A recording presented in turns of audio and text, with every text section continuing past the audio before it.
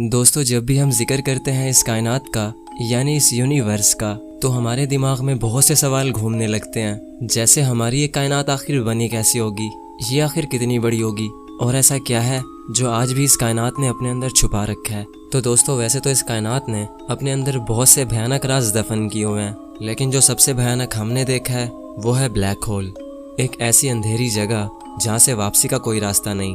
Black holes के बारे में हमें बहुत सी कहानियाँ सुनने को मिलती हैं, जैसे एक दूसरे यूनिवर्स का रास्ता है। यानी ब्लैक होल में जाने के बाद हम एक ऐसी कायनात में पहुँच जाएंगे जहाँ एक अलग ही किस्म की ज़िंदगी बसती है, जो कि वक्त से भी परे है। यानी वहाँ कोई वक्त नहीं होगा और कभी भी मौत नहीं आएगी। और कुछ लोग तो ये भी मानते हैं कि ब्लैक होल्स खुदा तक पहुँचने का रास्ता होते हैं। लेकिन दोस्तों, ये सब सिर्फ लोगों के मन गढ़ंत अंदाजे हैं, क्योंकि आज तक सिर्फ ब्लैक होल्स को देखा गया है, उन्हें ऑब्जर्व नहीं किया गया। जैसे कि ब्लैक होल्स में जाने वाली कोई भी चीज़ वापस नहीं आती, तो ये बता पाना मुश्किल है कि ब्लैक होल मौत देते हैं या फिर एक नई जिंदगी। ऐसे ही कुछ सवालों का जवाब ढूंढने के लिए इंसान ने कायनात को पढ़ना शुरू किया, और जब इंसान ने कायनात को पढ़ा तो इंसान की अकल भी दंग रह गई। तो आज की इस वीडियो में हम कायनात की सबसे खतरनाक चीज़ ब्लैक होल्स के बारे में डिटेल से डिस्कस करेंगे। तो वीडियो बहुत ज़्यादा इंटरेस्टिंग होगा, इसीलिए इसको एंड तक देखते रहना। मैं हूँ अब्दुल हन्नान और आप देख रहे हैं आपका अपना चैनल इन्फो फैमिली। तो दोस्तों, अगर बात की जाए ब्लैक होल की, तो ब्लैक होल एक ऐसी जगह है जहाँ कायनात का सबसे ज़्यादा अंधेरा होता है। उस अंधेरे से कोई चीज़ भी बचकर नहीं निकल पाती, हत्ता कि रोशनी भी नहीं। रोशनी ब्लैक होल के अंदर जाती ज़रूर है, लेकिन वहाँ से वापस नहीं आती, क्योंकि ब्लैक होल रोशनी को भी निगल जाते हैं, और उनके इन्हीं अंधेरे रूप की वजह से उन्हें ब्लैक होल्स कहा जाता है। तो अगर साइंसी नज़रिए से ब्लैक होल को समझा जाए, तो ब्लैक होल एक ऐसी जगह है जहाँ फोर्स ऑफ ग्रेविटी बहुत ज़्यादा स्ट्रॉन्ग होती है। और अगर सीधा सीधा कहा जाए तो इस यूनिवर्स की सबसे ज़्यादा ग्रेविटी एक ब्लैक होल के अंदर पाई जाती है। इसकी ग्रेविटी हर उस चीज़ को अपने अंदर खींच लेती है जो भी उसकी लपेट में आता है। और जब भी कोई चीज़ एक बार ब्लैक होल के अंदर चली जाए तो वो कभी वापस नहीं आती। इसीलिए ब्लैक होल को बोला जाता है the point of no return, यानी एक ऐसा रास्ता जहाँ की कोई वापसी नहीं, या फिर एक ऐसी अंधेरी रात जिसकी कोई सुबह नहीं। ब्लैक होल में जाने के बाद फिजिक्स का कोई लॉ काम नहीं करता, हत्ता कि न्यूटन के ग्रेविटी के लॉज भी ब्लैक होल के अंदर फेल हो जाते हैं। यानी ब्लैक होल हमारे यूनिवर्स का एक खौफनाक और तिलस्मी चेहरा है, जिसे समझ पाना बिल्कुल भी आसान नहीं। तो ये तो हो गई ब्लैक होल की तारीफ कि ब्लैक होल होता क्या है। तो अब अगर हमें ब्लैक होल को और ज़्यादा समझना है, तो हमें कुछ सवालों का जवाब ढूंढना पड़ेगा। जैसे कि एक ब्लैक होल आखिर बनता कैसे है। क्या होगा कि अगर हमारी अर्थ एक ब्लैक होल में गिर जाए, और अगर हमारा सूरज ही एक ब्लैक होल बन जाए, तो हमारे सोलर सिस्टम का क्या होगा। तो ऐसे ही कुछ सवालों का जवाब ढूंढकर हम समझ पाएंगे कि एक ब्लैक होल आखिर क्या भला है। तो बस अब टाइम ज़ाया किए बगैर अपने सवालों का काउंटडाउन शुरू करते हैं। क्वेश्चन नंबर 10, एक ब्लैक होल आखिर बनता कैसे है। इस सवाल का जवाब ढूंढने के लिए हमें 100 साल पीछे जाना पड़ेगा, यानी 20वीं सदी में, क्योंकि 20वीं सदी के लोगों को लगता था कि ब्लैक होल जैसी कोई चीज़ नहीं होती। उनके लिए ये सब सिर्फ किस्सों कहानियों जैसा था। 1916 में एक साइंटिस्ट थे जिनका नाम था कार्ल श्वार्ज़चाइल्ड। उन्होंने आइंस्टाइन की जनरल थ्योरी ऑफ रिलेटिविटी का इस्तेमाल किया कि अगर हम किसी भी चीज़ के साइज़ को बहुत ज़्यादा कंप्रेस कर दें तो वो चीज़ एक ब्लैक होल बन जाएगी। अब ये तो आप जानते ही होंगे कि जब हम किसी चीज़ को कंप्रेस करते हैं तो उसका साइज़ छोटा हो जाता है। तो सर श्वार्ज़चाइल्ड के मुताबिक जब भी हम किसी मैस को हद से ज़्यादा कंप्रेस कर देंगे तो वो एक ब्लैक होल बन जाएगा। यानी अगर हमारी अर्थ के साइज़ को बहुत छोटा कर दिया जाए तो हमारी अर्थ भी एक ब्लैक होल बन जाएगी। खैर, उस वक्त तो इस थ्योरी को मजाक समझा जाता था, लेकिन जब 1971 आया तो ये थ्योरी एक हकीकत बन गई, क्योंकि 1971 में साइंटिस्ट ने इस कायनात का सबसे पहला ब्लैक होल देखा, जिसे देखने के बाद ये पता चला कि वो हाईली कंप्रेस्ड था। वो ब्लैक होल हमारी ज़मीन से 6000 लाइट ईयर की दूरी पर था। और अगर आपको लाइट ईयर का नहीं पता तो मैं आपको बताता चलूं कि एक लाइट ईयर का मतलब है जहां लाइट को पहुंचने में 1 साल लग जाए। यानी अगर एक प्लैनेट पर सूरज की रोशनी को पहुंचने में 1 साल लगेगा तो इसका मतलब है वो प्लैनेट सूरज से 1 लाइट ईयर की दूरी पर है। तो जो ब्लैक होल सबसे पहले डिस्कवर हुआ था वो हमारी ज़मीन से 6000 लाइट ईयर की दूरी पर था। यानी अगर हमारी ज़मीन से उस ब्लैक होल पर लाइट भेजी जाए तो उस लाइट को वहाँ पहुँचने में 6000 साल लग जाएंगे। और हम अच्छी तरह जानते हैं कि लाइट इस कायनात की सबसे फास्ट चीज़ है। क्वेश्चन नंबर 9, ब्लैक होल्स कितनी टाइप्स के होते हैं। तो दोस्तों, 1971 से लेकर अब तक साइंटिस्ट बहुत से ब्लैक होल्स को देख चुके हैं, जिनमें उन्हें अब तक 4 किस्म के ब्लैक होल्स देखने को मिले हैं। Miniature black holes, stellar black holes, intermediate black holes और सुपरमैसिव ब्लैक होल्स। अब अगर बात की जाए मिनिएचर ब्लैक होल्स की, तो ये ब्लैक होल बहुत ही छोटा होता है। एक एस्टीमेट के मुताबिक इस ब्लैक होल का साइज सिर्फ एक सिंगल एटम के जितना होता है, लेकिन फिर भी ये इतना पावरफुल होता है कि एक बड़े से पहाड़ को आराम से निगल सकता है। इन छोटे ब्लैक होल्स की उम्र इस कायनात की उम्र के लगभग आसपास होती है। तो साइंटिस्ट का ये मानना है कि ये छोटे ब्लैक होल्स शायद बिग बैंग के फौरन बाद बन चुके थे, जब स्पेस ने अपने कुछ टुकड़ों को इधर उधर बिखेर दिया होगा। मिनिएचर ब्लैक होल्स के बाद आते हैं स्टेलर ब्लैक होल्स, जिनका साइज हमारे सूरज से 10 से 15 गुना या फिर 20 गुना तक भी बड़ा हो सकता है। ये ब्लैक होल्स सुपरनोवा के बाद बनते हैं, और सुपरनोवा तब होता है जब एक बहुत ही बड़ा स्टार मरता है। ये स्टार हमारे सूरज से कम 25 गुना ज्यादा बड़ा हो सकता है, और जब ये मरता है तो ये फट जाता है। इसके फटने से इतनी ज्यादा रोशनी फैलती है जो कि सूरज की रोशनी से भी अरबों खरबों गुना ज्यादा होती है, और इसके अंदर से इतनी हाई एनर्जी रिलीज होती है कि उसकी रोशनी एक गैलेक्सी में कई हफ्तों तक रहती है। स्टार के मरने के इस अमल को सुपरनोवा कहा जाता है, और सुपरनोवा के बाद बनता है एक स्टेलर ब्लैक होल। अब नंबर 3 पर आता है इंटरमीडिएट ब्लैक होल। ये ब्लैक होल्स तब बनते हैं जब बहुत सारे स्टेलर ब्लैक होल्स एक दूसरे में मर्ज होकर एक बड़ा ब्लैक होल बना देते हैं। और अब जो सबसे खतरनाक और सबसे बड़ा ब्लैक होल है वो है एक सुपर मैसिव ब्लैक होल। ये ब्लैक होल इतना ज्यादा बड़ा होता है कि इसका साइज हमारे सूरज से अरबों खरबों गुना ज्यादा होता है।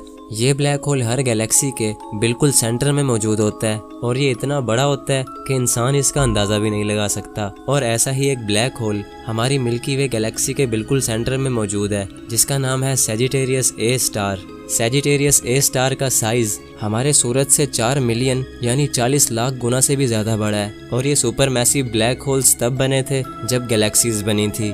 क्वेश्चन नंबर 8, क्या होगा कि अगर आप एक ब्लैक होल में गिर जाओगे? तो इसका जवाब है कि ब्लैक होल के अंदर कायनात की सबसे ज्यादा ग्रेविटी पाई जाती है। ये हर चीज को अपने अंदर इतनी ज्यादा ग्रेविटेशनल फोर्स से खींचता है कि या तो वो चीज फट जाती है या फिर वो बहुत ज्यादा स्ट्रेच हो जाती है। यानी अगर आप ब्लैक होल के अंदर जाओगे तो आप लंबे होकर एक नूडल बन जाओगे, और जब आप ब्लैक होल से थोड़ा सा दूर होंगे तब आपको टाइम डायलेशन इफेक्ट का एहसास होगा। मिसाल के तौर पर आप एक ब्लैक होल के पास पहुंचकर अपने एक दोस्त को वीडियो कॉल करते हो जो कि उस वक्त अर्थ पर है, तो आपको आपका दोस्त बहुत ज्यादा तेजी से मूव करता हुआ दिखाई देगा, लेकिन वहीं पे आप उसको बहुत ही स्लो मूव करते हुए दिखाई दोगे, जो कि सुनने में बहुत ही डरा देने वाली बात है। वैसे तो ऐसा आज तक किसी के साथ भी नहीं हुआ, क्योंकि ब्लैक होल्स इतने ज्यादा दूर होते हैं कि इंसान तो दूर की बात वहां तक रोशनी को भी पहुंचने में हजारों साल लग जाएंगे। लेकिन दोस्तों, बहुत से साइंटिस्ट ने ब्लैक होल्स को बड़े बड़े सितारों को फाड़ते हुए देखा है। ये उन स्टार्स को निगल जाते हैं और उनकी रोशनी को भी खत्म कर देते हैं।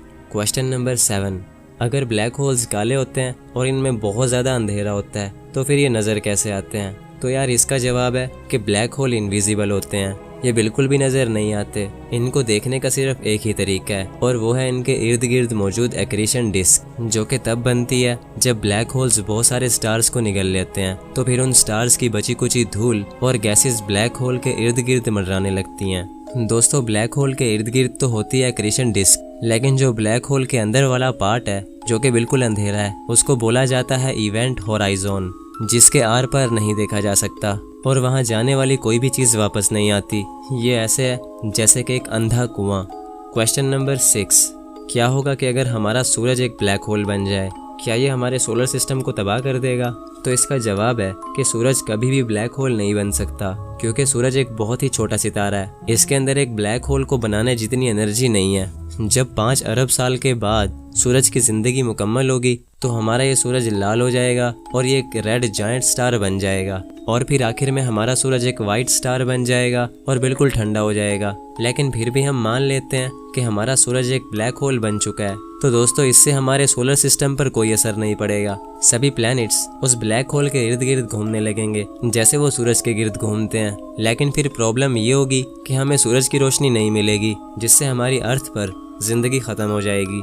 क्वेश्चन नंबर 5, अगर ब्लैक होल्स इतने ज़्यादा खतरनाक होते हैं कि वो अपने आसपास की किसी भी चीज़ को नहीं छोड़ते, तो क्या कभी ऐसा हो सकता है कि ब्लैक होल्स हमारी गैलेक्सीज को ही खा जाएं? तो इस सवाल का जवाब है नहीं। माना कि ब्लैक होल बहुत ही पावरफुल होता है, लेकिन ये इतना पावरफुल नहीं होता कि ये पूरी गैलेक्सी ही खा जाए। एक गैलेक्सी बहुत ज़्यादा बड़ी होती है और ब्लैक होल गैलेक्सी के सामने नज़र भी ना आए। क्वेश्चन नंबर 4, अगर हमारी अर्थ एक बड़े से ब्लैक होल के अंदर गिर जाती है तो हमारी अर्थ का क्या होगा? तो इसका जवाब है कि हमारी अर्थ ब्लैक होल के अंदर बहुत ही आराम से जाएगी। शुरू में तो हमें कुछ महसूस ही नहीं होगा, लेकिन हम जैसे ही ब्लैक होल के अंदर जाते जाएंगे तो हमारी अर्थ के छोटे छोटे टुकड़े हो जाएंगे, क्योंकि हमारी अर्थ की ग्रेविटी भी एक ब्लैक होल की ग्रेविटी का मुकाबला नहीं कर सकती। और ब्लैक होल में जाने के बाद अंजाम सिर्फ और सिर्फ मौत होगा। और जो लोग ये बोलते हैं कि ब्लैक होल खुदा के पास पहुंचने का रास्ता होते हैं, तो मुझे लगता है वो लोग सच बोलते हैं, क्योंकि मरने के बाद हम सब खुदा के पास ही पहुंच जाएंगे। क्वेश्चन नंबर 3, क्या ब्लैक होल से बचने का या फिर इससे बाहर निकलने का कोई रास्ता भी है? तो इसका जवाब है बिल्कुल नहीं, क्योंकि ब्लैक होल की ग्रेविटी से लाइट भी बाहर बचकर नहीं निकल सकती। तो इस हिसाब से अगर हमें ब्लैक होल से बचकर बाहर निकलना होगा तो हमें लाइट से भी हज़ारों गुना ज़्यादा फास्ट होना पड़ेगा, और ऐसा कभी नहीं हो सकता।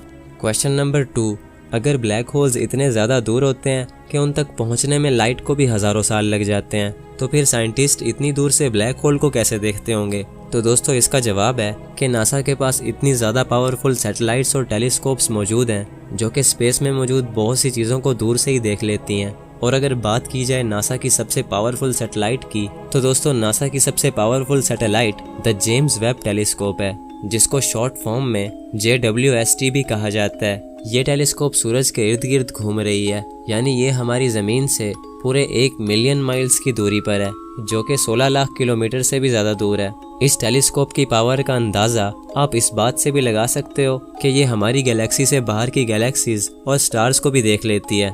क्वेश्चन नंबर 1, अगर ब्लैक होल कायनात की अब तक की देखी जाने वाली सबसे ख़तरनाक चीज़ है, तो क्या ऐसा हो सकता है कि कोई चीज़ ब्लैक होल से भी ज़्यादा ख़तरनाक हो और इंसान की नज़रों से अब तक छुपी हुई हो? तो दोस्तों इसका जवाब है वाइट होल, जो कि ब्लैक होल से भी ज़्यादा ख़तरनाक हो सकता है। वाइट होल्स को अब तक देखा तो नहीं गया, लेकिन इनके होने का अंदाज़ा लगाया गया है। जैसे ब्लैक होल्स को ढूंढने से पहले ब्लैक होल्स के होने का अंदाज़ा लगाया जा चुका था। अब वाइट होल्स कैसे हो सकते हैं और ये कितने ख़तरनाक हो सकते हैं, इस पर मैं रिसर्च करके किसी नेक्स्ट वीडियो में एक्सप्लेन करूँगा। और ना जाने ऐसे कितने ही खतरे हमारे स्पेस में घूम रहे होंगे, जिन तक पहुंचना तो दूर, उनके बारे में सोचना भी हमारे लिए नामुमकिन सी बात है। तो दोस्तों अब मैं उम्मीद करता हूँ आपको आज का ये वीडियो पसंद आया होगा। इन वीडियोस को बनाने में बहुत ज़्यादा रिसर्च लगती है और एडिटिंग में बहुत सारा टाइम लगता है, तो इसलिए इस वीडियो को एक लाइक करके जाना। और अगर आप ऐसी और ज़्यादा वीडियोस देखना चाहते हो तो मेरे इस चैनल इन्फो फैमिली को सब्सक्राइब कर लो, ताकि मेरा और आपका कनेक्शन जुड़ा रहे।